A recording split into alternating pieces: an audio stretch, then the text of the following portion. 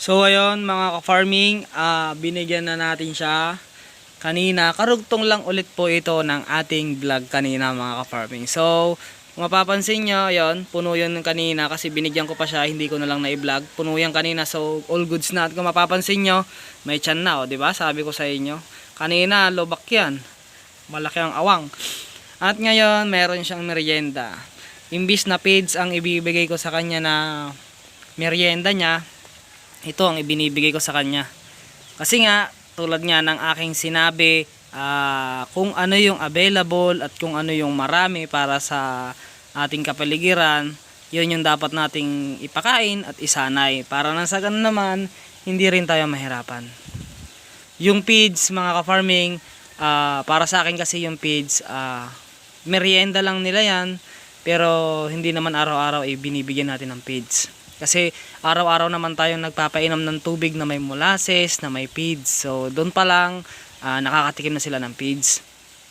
Kasi ang feeds para sa akin mga ka-farming is suporta lang yon sa darating na summer na kung saan walang-wala na talagang damo na makain ang ating mga alaga, at doon ko ipinapasok yung feeds mga ka-farming. Pero sa ganitong pagkakataon na marami pa tayong pagkukuhanan ng damo, marami pang available na saging, puno ng saging, kasi yung puno ng saging naman talagang pasadyang itinanim natin, at marami pa tayong pagkukuhanan or pagpapastulan na kung saan marami din damo. Yun muna yung ating ibinibigay. Kasi yung feeds mga ka-farming is suporta lang po iyon pagka talagang walang-wala na, kahit na kumbaga nagpapastol tayo sa araw-araw ay hindi sapat yung kanilang nakakain. Yon, doon natin ipapasok ang feeds. Kaya nga paminsan-minsan nagpapakain din tayo ng feeds para hindi nila makalimutan yung lasa ng feeds. Kasi kung aalisin din po natin biglaan yung papakain sa kanila ng feeds, tapos pagka dumating yung panahon na kailangan na nila, ay hindi na po nila makakain yun dahil hindi na po sila sanay sa lasa. So yun mga ka-farming, wag nating alisin na makakain sila ng feeds. Kumbaga sa isang linggo, 2 beses, 3 beses nyo rin silang bigyan ng feeds. O kung wala talaga kayong budget, sa loob ng isang linggo, 1 beses bigyan nyo rin sila ng feeds mga ka-farming, para hindi po nila makalimutan. Pero ang sa akin lang, sapat na sa akin yung everyday binibigyan ko sila ng basa na feeds, isinasabay ko sa painuman nila. So ngayon, nandito tayo sa second step na kung saan sinasanay ko rin siya ulit na kumain ng puno ng saging. So yung puno ng saging mga ka-farming, pwede po yan na lagyan natin ng molasses at asin. Pero kung wala kayong alam na kung makakabili kayo ng molasses, kung wala kayong molasses, pwede rin naman po na asin lang. Yung alam nyong may lasa na, wag naman po yung maalat na maalat. Yung may pangpalasa lang talaga mga ka-farming, na malalasahan niya rin na may asin. Yan mga ka-farming. So unti-unti ay sinasanay natin, at yun nakita nyo na. Ayan o, paubos na. Paubos na ho yan mga ka-farming. Ayan o, lubog na. Mapapansin nyo rin yung tiyan niya mga ka-farming. Ayan, nagkakalaman na. So step by step ang ginagawa ko. At baka mamayang hapon, mga bandang 3:00, depende sa oras, baka ipastol ko lang din siya dito. Yan, dyan sa bakante na yan na may damo, baka dyan ko lang din siya ipastol. Kasi sasanayin ko rin siya na ipastol. Depende pa rin mga ka-farming, nakadepende po lahat. Kasi nga gusto ko maging agresibo siya, nakakondisyon yung katawan niya, ipinorgan na rin po natin siya. At marami naman po tayong damo, at marami din mga puno ng saging, at marami din tayong feeds na ipapakain sa kanya. Kaya nakadepende pa rin po sa sitwasyon mamaya kung sisipagin tayo, kasi syempre tao din tayo, napapagod mga ka-farming. Kaya depende lang.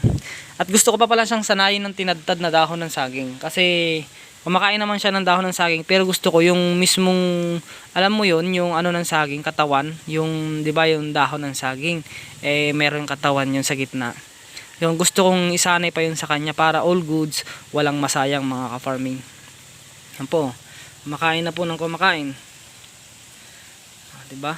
Ganun lang po ang pag-aalaga, at ganun lang din po ang diskarte para matutong kumain ang ating mga alaga. Ilalayo lang natin to mga ka-farming kasi baka matapakan niya. Yan, lalayo lang natin. Yan po mga ka-farming, ayan nyo, mapapansin nyo. Kaninang umaga, mapapansin nyo, malaki ang uka. Ngayon wala nang gaanong uka. Ayan.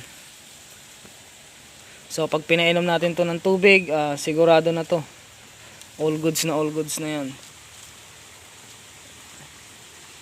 So ito lang po ang update. Ayan o.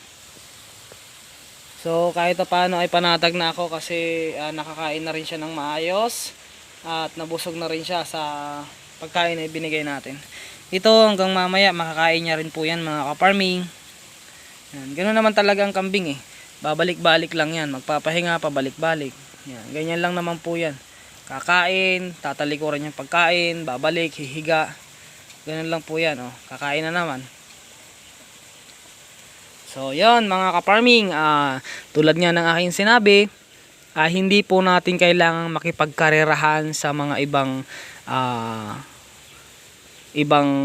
farming, kumbaga ibang magkakambing. Hindi natin kailangan gayahin lahat ng diskarte nila mga ka-farming. Katulad sa akin, hindi nyo naman kailangan gayahin lahat ng diskarte ko mga ka-farming dahil hindi po lahat ng magkakambing ay meron silang malawak na mapagkukuhanan ng mga damo, malawak na pastulan, kasi ang iba nagkakambing din pero walang gustong magkambing pero walang sapat na pinagkukuhanan ng damo. Kaya ang masasabi ko lang sa inyo mga ka-farming, kung ano yung available na sa tingin nyo naman ay hindi nakakasama para sa ating mga kambing, ay sanayin po natin mga ka-farming.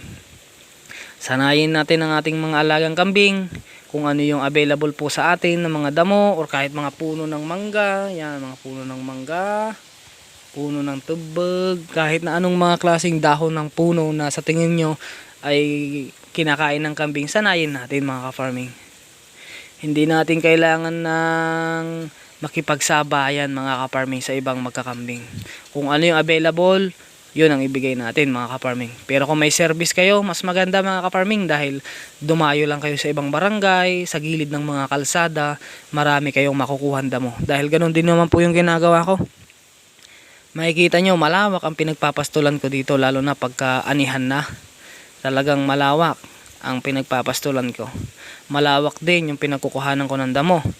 Pero dumarating pa rin sa punto na gusto kong kumuha ng ibang klase na damo na sa tingin ko naman ay ibang panlasa naman sa aking mga alaga. Kaya dumadayo din ako, ginagamit ko yung service natin, dumadayo ako, nakikipagsakate ako sa ibang barangay, sa gilid ng mga kalsada, kung ano yung madaanan ko, kukunin ko mga ka-farming.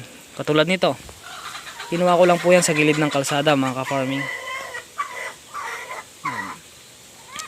So sana mga ka-farming, tulad ng aking sinabi, tuloy-tuloy lang po tayo sa pag-aalaga ng kambing. Kung ano po yung hilig nyo, kung hindi man pagkakambing, kung ano man, tuloy nyo lang mga ka-farming.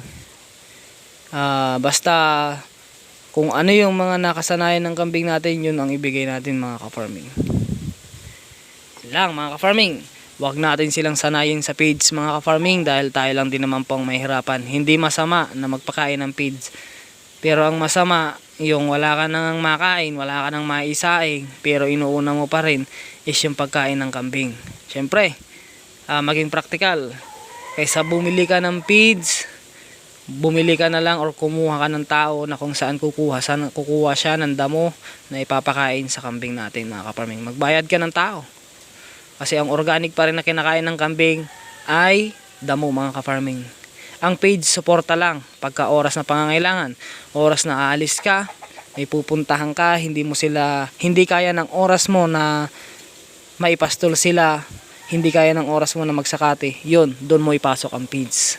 At saka oras na wala ka nang makuha ng damo, pwede mong ipasok ang feeds. So yun lang mga ka-farming, sana may natutunan ka ulit. At ito si Kuya Dan na nagsasabing hindi lahat ay dapat nating gayahin sa mga magkakambing. Ibase nyo sa inyong kapaligiran kung ano yung available mga ka-farming. So hanggang dito na lang at peace out sa ating lahat.